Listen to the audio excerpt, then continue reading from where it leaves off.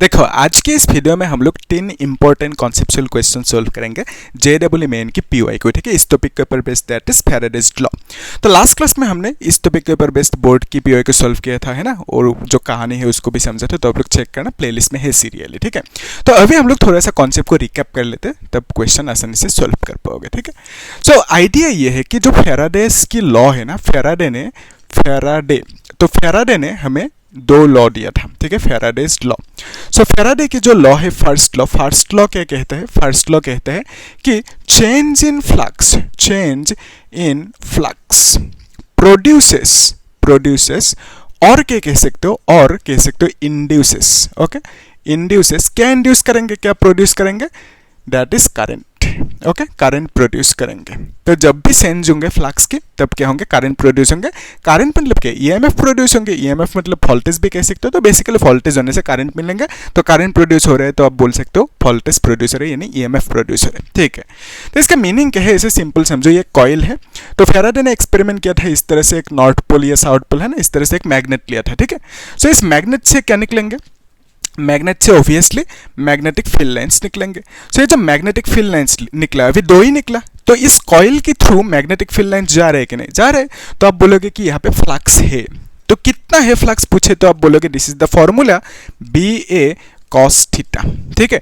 तो यहाँ पे B मतलब मैग्नेटिक फील्ड्स, ये सब जो है रेड कलर के, एंड एरिया मतलब इस एरिया, ये जो लूप है, लूप की एरिया। तो अभी देखो, जब इस लूप को आप पास लेके होगे, इस कॉइल की इधर पास में लेके आए, तो उस केस में क्या होंगे? ये जो मैग्नेटिक फील्ड लाइंस निकल रहा था ना, ये मैग्नेटिक फील्ड लाइंस अभी ज़्यादा निकलेंगे इस कॉइल के थ्रू, ठीक है।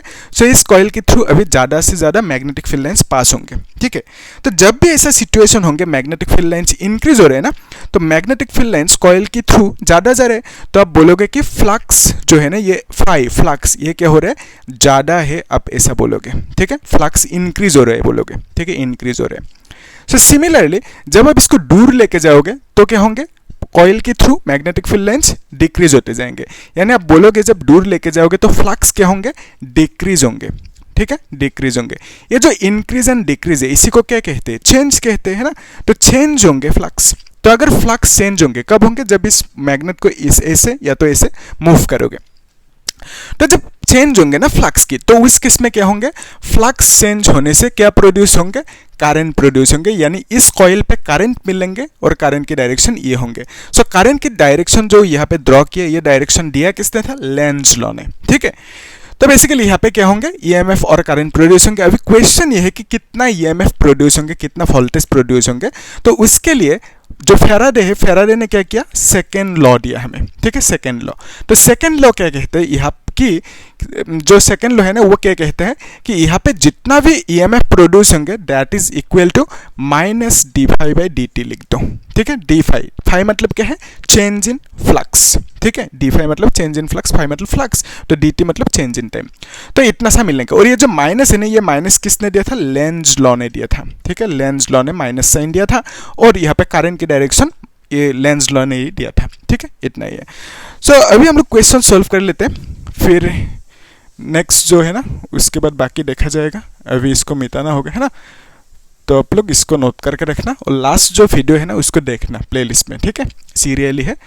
तो जो पहला क्वेश्चन है ना, उसमें क्या पूछा, आप लोग खुद ट्राई करो, क्योंकि लास्ट क्लास में जब बोर्ड की क्वेश्चन सोल्व कर रहा था ना, वहाँ पे भी इस टाइप का सेम एक क्वेश्चन किया था, ठीक है, बोर्ड में पूछा गया था, और सेम कॉन्सेप्ट की क्वेश्चन अभी जेडब्ल्यू में भी पूछा गया, ठीक है। तो आप लोग एक बार ट्राई करो। ओके, सो ये जो क्वेश्चन है, ये क्वेश्चन पूछा गया था 2022 में, ठीक है।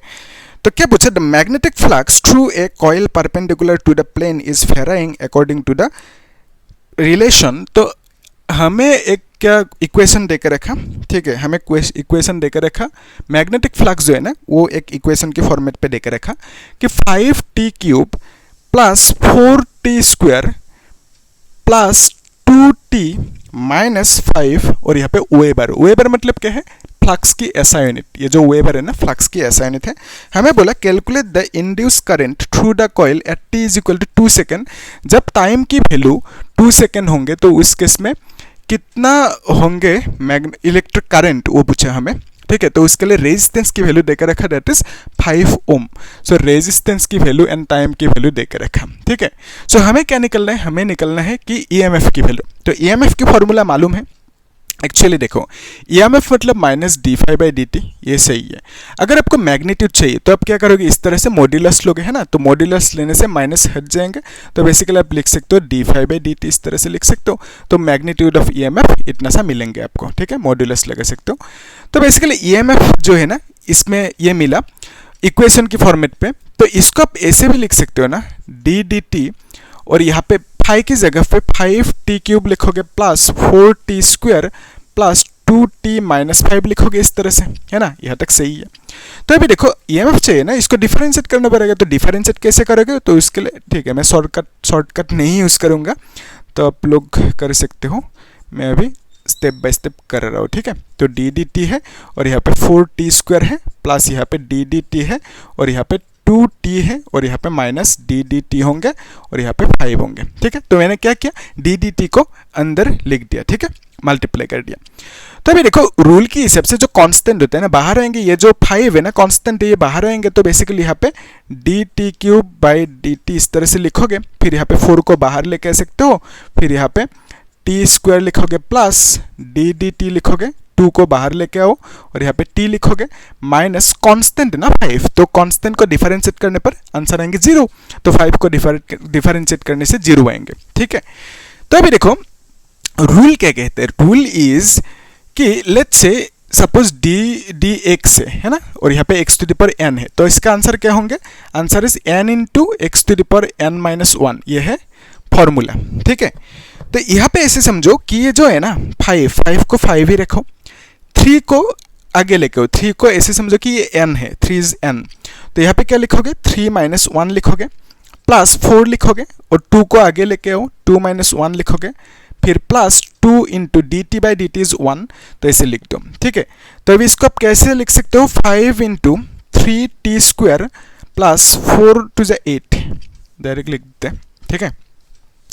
सो EMF की वैल्यू कितना मिलेंगे, 15t² फिर प्लस 4 टू द 8t1 होंगे ना, फिर यहाँ पे प्लस 2 होंगे, ठीक है, इस तरह से 3-1 इज 2, 2-1 इज 1, तो इस 1 को नहीं लिखने से भी होगा। तो अभी देखो टाइम की वैल्यू आपको देकर रखा 2 और यहाँ पे 8 इंटू 2 लिखोगे प्लस 2, तो this is nothing but 64, okay, 64 plus ये कितना होंगे 8 टू 16, 17, 18, ओके, तो इस तरह से लिखना होगा, ठीक है। सो आपको ये कितना मिलेंगे, दैट इज 70, एक चीज़ गलत हो गई, ये कितना होंगे 15 इंटू 4 इज 60 होना चाहिए ना ये, ठीक है। तो दिस इज नथिंग बट 78 होंगे, तो EMF की वैल्यू इतना सा फॉल्ट मिला, यहाँ तक सही है, ठीक है। तो अभी देखो हमें पूछा करंट की वैल्यू, तो करंट मतलब क्या आपको मालूम है, V is equal to IR, ये तो मालूम है फॉर्मूला।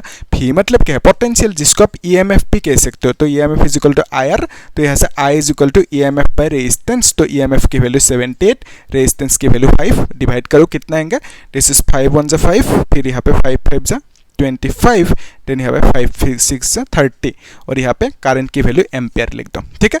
सो करेक्ट आंसर कितना होंगे, दैट इज 15.6 एम्पियर, ओके। ये पूछा था आपको कि कितना करंट यहाँ पे मिलेंगे, वही आपको पूछा था, हमने फाइंड आउट कर लिया 15.6 एम्पियर, ओके, इजी है। सो अभी इसको मिटाना होगा, है ना, तो नेक्स्ट जो क्वेश्चन है उसे सॉल्व करते हैं, ठीक है। सो नेक्स्ट क्वेश्चन आसान है, उतना टफ है नहीं, लेकिन एक बार देखना होगा अच्छे से, ठीक है। सो आप लोग एक बार अच्छे से देख लो, उसके बाद प्रैक्टिस करना, आराम से हो जाएंगे, ठीक है। ये क्वेश्चन JEE 2024 में पूछा गया था। क्या पूछे, a coil is place perpendicular to a magnetic field, तो एक कॉइल है, ठीक है। सो ये जो कॉइल है ना, कॉइल के साथ मैग्नेटिक फील्ड परपेंडिकुलरली है, ठीक है। तो इस तरह से ये मैग्नेटिक फील्ड है और कॉइल के साथ ये परपेंडिकुलरली 90 डिग्री कर रहे हैं, तो कॉइल इस तरह से, मैग्नेटिक फील्ड इस तरह से, ठीक है। तो पहले जो मैग्नेटिक फील्ड है उसकी वैल्यू कितना बोला गया, तो पहले जो मैग्नेटिक फील्ड है उसको इनिशियल कह देते हैं, BI कह देते हैं, initial magnetic field. So initial case, initial, and this is final case, ठीक है, ये है final case. So initially magnetic field कितना था, 5000 टेस्ला था, ठीक है। थोड़ी देर बाद मैग्नेटिक फील्ड कितना हो गया, final magnetic field that is 3000 Tesla हो गया, ठीक है, मतलब कम हो गया मैग्नेटिक फील्ड, डिक्रीज हुआ।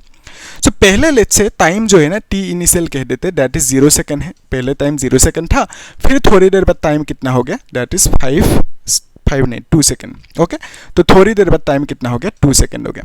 तो क्वेश्चन में क्या बोला, a coil is place perpendicular to a magnetic field of 5000 tesla when the field is change to 3000 tesla, तो मतलब पहले 5000 था मैग्नेटिक फील्ड, फिर 3000 कर दिया, मतलब डिक्रीज हुआ। कितने सेकंड में डिक्रीज हुआ?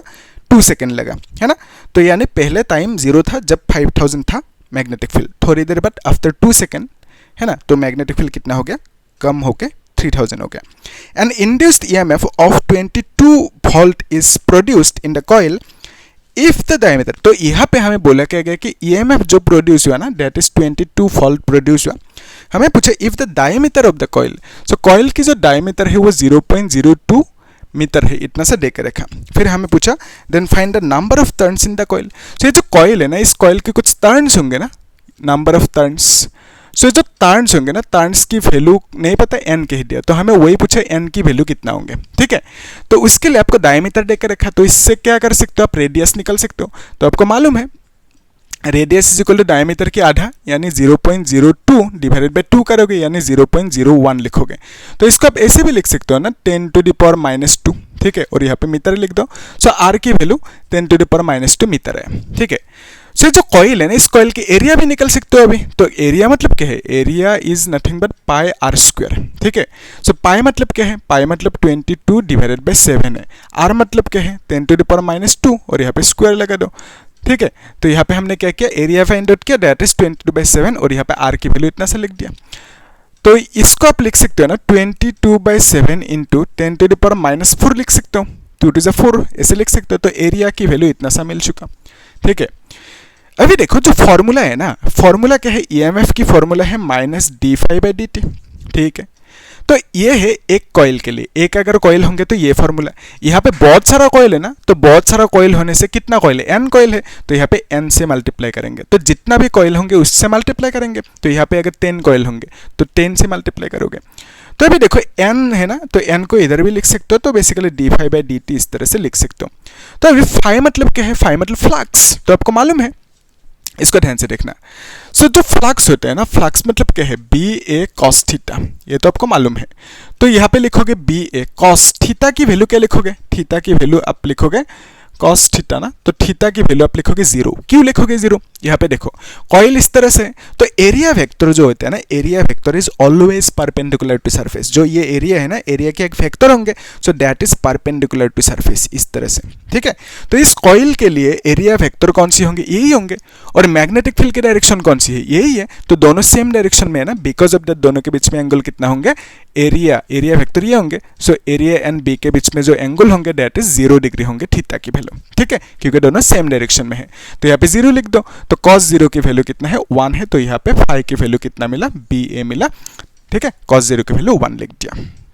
अभी देखना, सो ये जो फॉर्मूला मिला ना, इस फॉर्मूला पे ऐसे लिख सकते हो कि EMF is equal to -n d∅, मतलब क्या लिख सकते हो? d∅, फाई की जगह पे आप B इंटू A लिख सकते हो कि नहीं? इजीली लिख सकते हो। एरिया क्या है? एरिया कांस्टेंट है, तो ये बाहर आ जाएंगे ना, तो एरिया को बाहर लेके आओ, तो NA, फिर यहाँ पे dB डिवाइडेड बाई dt लिखो, और यहाँ पे EMF लिख दो, ठीक है। इतना सा फॉर्मूला डिजाइन हो गया हम लोगों के, ठीक है। सो अभी नेक्स्ट स्टेप में क्या करना है? नेक्स्ट स्टेप में देखो, ये जो है ना EMF, इसको ऐसे रखो, -n है, A है, dB मतलब क्या है? dB मतलब चेंज इन मैग्नेटिक फील्ड, और dt मतलब चेंज इन टाइम। तो यहाँ पे क्या लिखोगे? dB मतलब change in magnetic field divided by क्या है? चेंज इन टाइम लिख दो, ठीक है। Change in magnetic field by change in time. So change को कैसे लिखा जाता है? चेंज को लिखा जाता है फाइनल में से इनिशियल को माइनस करोगे, है ना। तो आप लिखोगे final magnetic field minus initial magnetic field, ठीक है, और final time minus initial time लिखोगे। वैसे ही चेंज लिखा जाता है, फाइनल में से इनिशियल को माइनस करना होगा। तो यहाँ पे क्या लिखोगे? n का वैल्यू नहीं पता, सो a का वैल्यू कितना है? a का वैल्यू अभी a रखते हैं, ठीक है, थोड़ी देर बाद बिठाएंगे। फिर यहाँ पे b फाइनल की वैल्यू कितना है? दैट इज 3000, और यहाँ पे -5000 लिखोगे इस तरह से, डिवाइडेड बाय क्या लिखोगे? TF मतलब 2 सेकंड माइनस TI मतलब 0, ठीक है। सो इनिशियली टाइम 0 है, फाइनली टाइम 2 सेकंड है। तो अभी देखो n की वैल्यू कितना है? n की वैल्यू नहीं पता, वही चाहिए आपको। एरिया की वैल्यू तो मालूम है आपको, 22 डिवाइडेड बाय 7 है, 10⁻⁴ लिखोगे। फिर यहाँ पे ये -2000 होंगे, फिर यहाँ पे नीचे 2 लिखोगे, ठीक है। सो इस 2 से इसको कैंसिल आउट कर सकते हो, दिस विल बिकम 1000। इस माइनस के साथ इस माइनस को कैंसिल आउट कर सकते हो, ठीक है। ई मतलब क्या है, ईएमएफ, जिसका वैल्यू आपको देकर रखा 22 वोल्ट। सो ईएमएफ की वैल्यू देकर रखा है, यस 22 वोल्ट देकर रखा है क्वेश्चन में। सो ये 22 कैंसिल आउट होंगे, ठीक है यहाँ तक। फिर अभी देखो, इसको आप ऐसे भी लिख सकते हो ना, दिस इज नथिंग बट 1, ठीक है, यहाँ पे 1 है। तो इसको आप ऐसे भी लिख सकते हो कि ईएमएफ इज इक्वल टू, मतलब 1 इज इक्वल टू, ठीक है। So 1 is equal to n into 10 to the power 7 को इस साइड लेके आ सकते हो ना। सो 7 को इस साइड लेके आते हैं, ठीक है। तो 22 कैंसिल आउट हो गया, तो 7 को इस साइड लेके आते हैं, तो 7 इस साइड आ गया। फिर एन होंगे यहाँ पे, एन होंगे इंटू 10 टू द पावर -1 लिख सकते हो। कैसे, -4 है और यहाँ पे क्या है 3 0 से इसको एडजस्ट करो, -1 मिलेंगे, ठीक है। तो इतना सा मिलेंगे। तो बेसिकली ये जो है ना, इसको 10 टू द पावर -1 को नीचे लेके आओ इस तरह से, और यहाँ पे n लिख दो। तो इसको ऊपर लेके जाओगे तो it will become +10, 10 to the power 1 मतलब 70, ठीक है। सो आपको पूछा था n की वैल्यू कितना मिला, दैट इज 70। n मतलब क्या है, नंबर ऑफ कॉइल्स और टर्न्स, ठीक है। वही पूछा था आपको, नंबर ऑफ टर्न्स कितना होंगे, कॉइल्स कितना होंगे। तो हमने फाइंड आउट कर लिया 70 कॉइल्स होंगे, टर्न्स होंगे। तो इस लूप पे 70 टर्न्स होंगे, ओके, कर सकते हो इजी। सो इसको मिटाना होगा अभी, है ना। सो मैं मिटा रहा हूँ, आप लोग क्या करना, नोट करके रखो, है ना, वीडियो को पॉज करो, नोट करो, ठीक है। फिर जो नेक्स्ट ये क्वेश्चन है उसे सॉल्व करो, ठीक है। वीडियो को पॉज करके ट्राई करो एक बार, उसके बाद सॉल्यूशन को देखना, ठीक है। ये क्वेश्चन JEE 2020 में पूछा गया था, अच्छे से देखना। क्या पूछा, at time t is equal to 0 magnetic field of 10,000 gauss is passing perpendicularly through the area defined by the closed loop shown in the figure if the magnetic field reduces linearly to 500 gauss। तो इसका मतलब पहले जो magnetic field था वो कितना था, 1000 Gauss था। एक्चुअली क्या होता है, जो टेस्ला एंड मैग्नेटिक फील्ड है ना, tesla is the unit of magnetic field, just like that gauss is also the unit of magnetic field, ठीक है। तो आपको मालूम है कि 1 gauss is equal to 10 to the power -4 tesla, ठीक है। इतना सा है, मतलब 1 गॉस मतलब इतना सा टेस्ला। तो फिर हमें क्या बोला गया कि पहले मैग्नेटिक फील्ड 1000 गॉस था, फिर थोड़ी देर बाद मैग्नेटिक फील्ड कितना हो गया, 500 गॉस, ओके।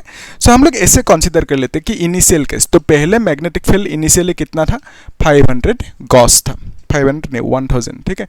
सो 1000 गॉस था पहले मैग्नेटिक फील्ड, यहाँ तक क्लियर है, यस। तो टाइम कितना था उसको अभी इसको निकल लेते हैं। तो 1000 है ना, सो 1000 गॉस मतलब क्या है, 10 to the power -4 tesla, tesla में लिखना होगा। तो बेसिकली इसको आप ऐसे भी लिख सकते हो ना, 10 into 10 to the power -2 tesla, ऐसे भी लिख सकते हो। थोड़ी देर बाद मैग्नेटिक फील्ड कितना हो गया, उसको फाइनल मैग्नेटिक फील्ड कह देते हैं, दैट इज 500 गॉस हो गया। सो इसको आप लिखोगे 500 into 10 to the power -4 tesla, and this is nothing but 5 into 10 to the power -2 tesla, इसे आप लिख सकते हो। सो पहले इनिशियली जो टाइम था दैट इज टी आई कह दिया, दैट इज 0 सेकेंड था, ठीक है। सो आपको क्या बोला गया कि after 5 seconds magnetic field decrease होकर 500 हो गया, ठीक है। आफ्टर 5 सेकेंड बोला मतलब फाइनली जो टाइम है दैट इज 5 सेकेंड लिख सकते हो, ठीक है। फाइनल टाइम को आप 5 सेकेंड लिख सकते हो, यहाँ तक क्लियर है। फिर आपको बोला गया कि ये डायग्राम है और यहाँ पे मैग्नेटिक फील्ड परपेंडिकुलर है, इजी। तो पहले हम लोग जो डायग्राम है ना उसका एरिया को फाइंड आउट कर लेते हैं, ठीक है। सो इस तरह से ये डायग्राम है, ठीक है, इस तरह से डायग्राम है। तो फिर यहाँ पे जो एरिया होंगे ना, एरिया कितना होंगे, इसका एरिया कितना होंगे उसको निकलना है। तो इसके लिए आपको इन्फॉर्मेशन क्या क्या देकर रखा कि ये जो है ना दिस इज 16 सेंटीमीटर देकर रखा, ठीक है।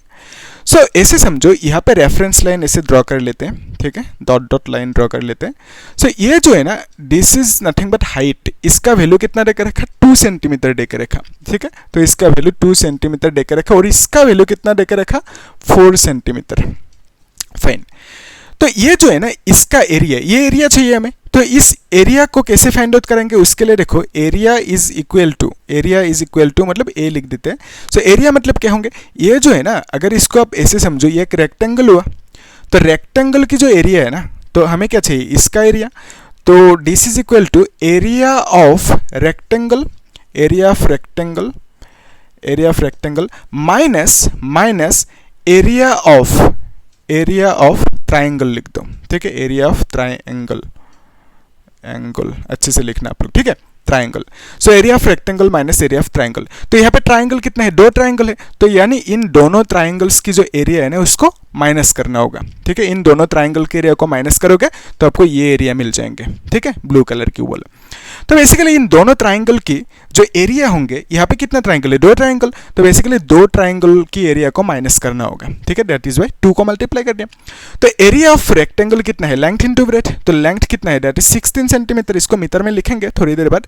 तो ब्रेथ कितना है, दैट इज 4 है ना, ये लिख दिया, minus 2 into area of triangle कितना होता है, half into base into height, ये तो होता है ना एरिया ऑफ ट्राइंगल। तो this is nothing but 16 into 2 is 32 and this is 64 होंगे ना, इस तरह से लिखोगे। फिर यहाँ पे माइनस 2 के से 2 को कैंसिल आउट कर सकते हो, तो ब्रेथ की वैल्यू कितना होंगे, ब्रेथ की वैल्यू एक्चुअल ये क्या है, बेस है। ठीक है, this is base, half into base into height. ठीक है, half into base into height. So triangle के एरिया, तो ट्राइंगल के एरिया मतलब इस बेस को लिखना होगा, इस बेस को कितना लिखोगे, 4 सेंटीमीटर। ठीक है, तो इस 2 के साथ 2 को कैंसिल आउट करो, बेस कितना होंगे, base is 4 centimetre into height कितना होंगे, इसकी हाइट लिखोगे ना, दैट इज 2 सेंटीमीटर दे के रखा आपको, half into base into height triangle के एरिया। तो this is nothing but 64 minus 4 to 8 लिखोगे एंड दिस इज कितना होंगे, 56 होंगे। ठीक है, 56। और यहाँ पे एरिया सेंटीमीटर पे मिलेंगे है ना, एरिया की यूनिट सेंटीमीटर स्क्वायर होंगे इसमें। तो अभी देखो इस 56 आएंगे 64, तो ये जो है ना इसको मीटर में लिखना होगा। कैसे लिखोगे, आपको मालूम है 56, ये जो है ना सेंटीमीटर, सेंटीमीटर को आप लिख सकते हो 10 टू द पावर -2 मीटर। ठीक है, और यहाँ पे स्क्वायर है, तो इसको आप ऐसे भी लिख सकते हो 56 इंटू 10 टू द पावर -4, 2 से ये 2 मल्टीप्लाई होंगे ना, और यहाँ पे मीटर स्क्वायर लिखना होगा। सो एरिया की वैल्यू इतना सा मिल गया, यहाँ तक क्लियर है। तो अभी क्वेश्चन में आपको क्या बोला, आपको बोला गया एक्चुअली देखो फ्लक्स होंगे ना यहाँ पे, क्योंकि आपको बोला कि magnetic field is perpendicular to this loop. ये जो एरिया है ना, इस एरिया के साथ मैग्नेटिक फील्ड परपेंडिकुलर है, तो बेसिकली यहाँ पे फ्लक्स मिलेंगे। तो फ्लक्स कितना मिलेंगे, फ्लक्स की फॉर्मूला BA cos थीटा। तो अभी थीटा की वैल्यू कितना होंगे उसको ध्यान से देखो, theta is the angle between B and A। Question में आपको बोला कि ये जो लूप है ना, ये एरिया है, इस एरिया से मैग्नेटिक फील्ड इस तरह से रहेंगे परपेंडिकुलर। और आपको मालूम है जो एरिया की वेक्टर होता है ना वो भी परपेंडिकुलर होता है, तो area vector is also this one. तो दोनों मैग्नेटिक फील्ड एंड एरिया दोनों सेम डायरेक्शन में है, magnetic field and area vector दोनों सेम डायरेक्शन में है, तो दोनों के बीच में एंगल कितना होंगे, थीटा की वैल्यू 0 होंगे, क्योंकि दोनों सेम डायरेक्शन में है, थीटा की वैल्यू 0 लिख दिया। तो यहाँ पे थीटा की वैल्यू 0 लिख दो, तो बेसिकली आपको मिलेंगे BA cos 0, और आपको मालूम है cos 0 की वैल्यू 1 होता है, तो यहाँ पे फाई की वैल्यू कितना मिला, BA। ठीक है, क्योंकि cos 0 की वैल्यू 1 होता है। ठीक है, cos 0 की वैल्यू 1 लिख दिया, और यहाँ पे फाई की वैल्यू BA मिले, यहाँ तक ठीक है। तो आपको क्या चाहिए, आपको चाहिए EMF। तो EMF की वैल्यू क्या लिखोगे, EMF is nothing but d∅dt है ना, ये है EMF की फॉर्मूला, ये लिख दो। सो अभी ये जो है ना d∅, फाई की मीनिंग क्या है, फाई की मीनिंग है B इंटू एरिया। ठीक है, तो फाई की मीनिंग B इंटू एरिया लिख दिया। तो अभी एरिया कांस्टेंट है, ये बाहर आ जाएंगे, और यहाँ पे dB डिवाइडेड बाई dt लिखोगे। एंड ये जो एरिया है ना, एरिया की वैल्यू थोड़ी देर बाद लिखेंगे। सो एरिया dB मतलब क्या है, dB मतलब चेंज इन मैग्नेटिक फील्ड। तो dB मतलब क्या है, चेंज इन मैग्नेटिक फील्ड, और dt मतलब क्या है, चेंज इन टाइम। ठीक है, चेंज इन टाइम।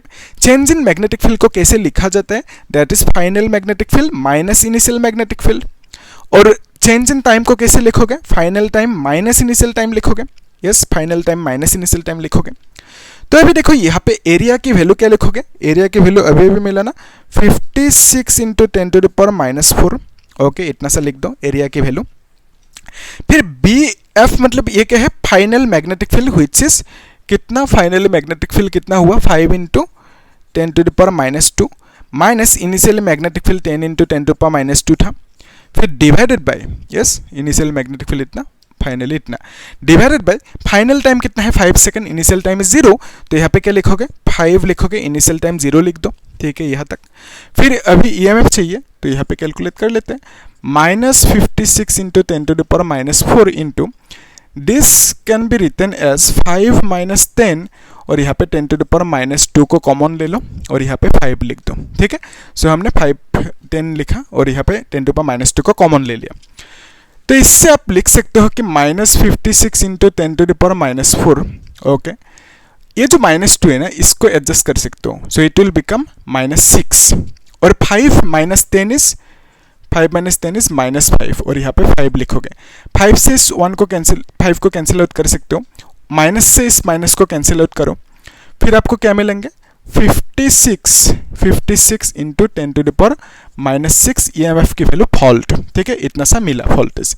लेकिन ऑप्शन में आपको क्या देकर रखा 56 माइक्रोवोल्ट, ठीक है। आपको मालूम है 10 टू द पावर -6 मतलब कितना होता है माइक्रो।